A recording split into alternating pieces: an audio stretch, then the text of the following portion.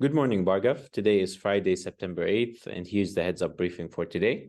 In Australasia and the Pacific Islands, we covered 13 issues. In North Asia, 8 issues. In Southeast Asia, we covered 19 issues, along with 23 issues in South Asia and the major developments in the EMEA region.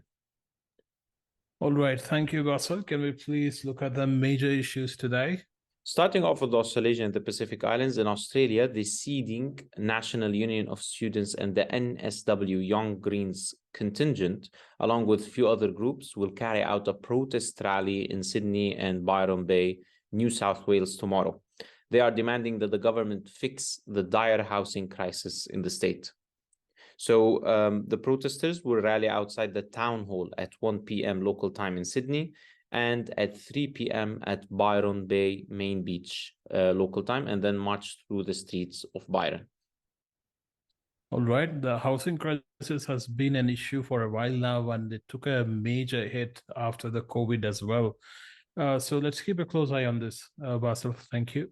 Yes, sure. Moving over to North Asia, in China, bus, tram, train, and ferry services will remain suspended in Hong Kong today due to heavy rainfall and flooding.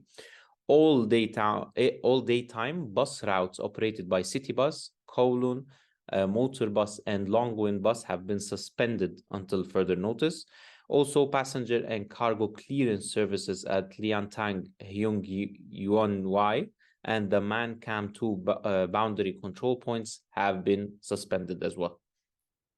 All right. So please advise the team to keep our clients updated, those who have operations in the region. Moving over to Southeast Asia and Indonesia, clashes occurred between residents and security forces in Rempang, Batam City, Riau Islands yesterday. Joint security forces deployed water cannons and tear gas to disperse residents who were opposing a plan to resettle a group of locals. All right. Thank you. In Thailand, the Thai Meteorological Department has issued a severe weather warning across 56 provinces for heavy thunderstorms.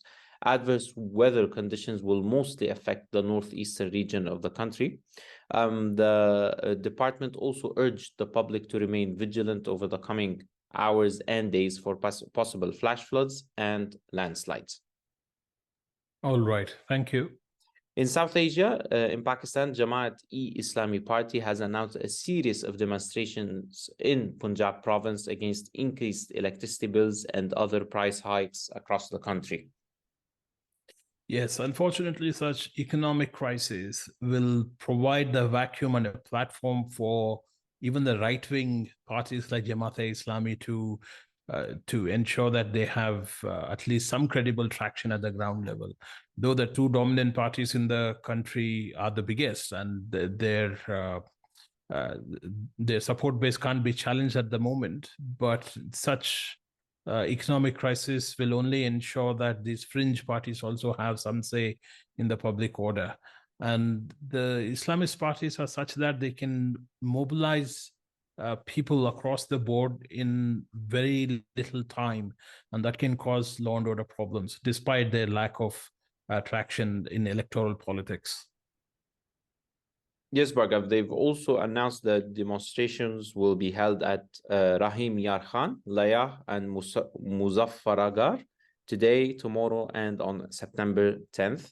Also, sit-in protests will be held at Faisalabad on September 15th and in Rawalpindi and Multan on September 21 and 22, respectively. All right. Thank you. In Afghanistan, hundreds of truck convoys containing commercial goods remain stranded due to the abrupt shutdown of the Torkham border on September 6. The boarding crossing was shut down after a gunfire exchange between the armies of Afghanistan and Pakistan. All right. So this is a direct result of an ill-conceived celebration of Taliban's takeover back in 2021, when Pakistan celebrated their so-called victory after American withdrawal in August.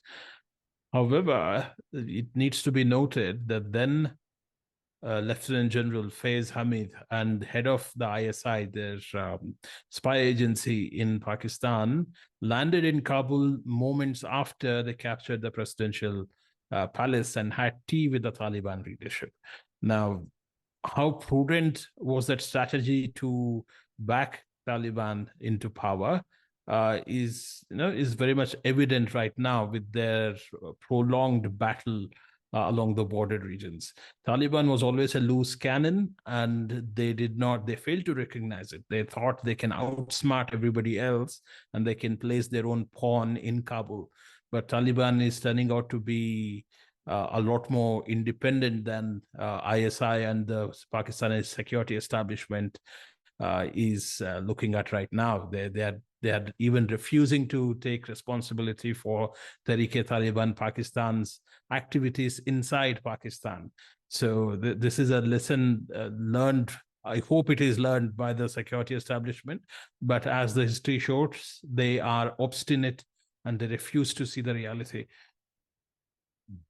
Moving over to the EMEA region, concerning the Russian-Ukrainian conflict, the U.S. announced a new security assistance package worth $600 million for Ukraine yesterday. The package is part of the Ukraine Security Assistance Initiative.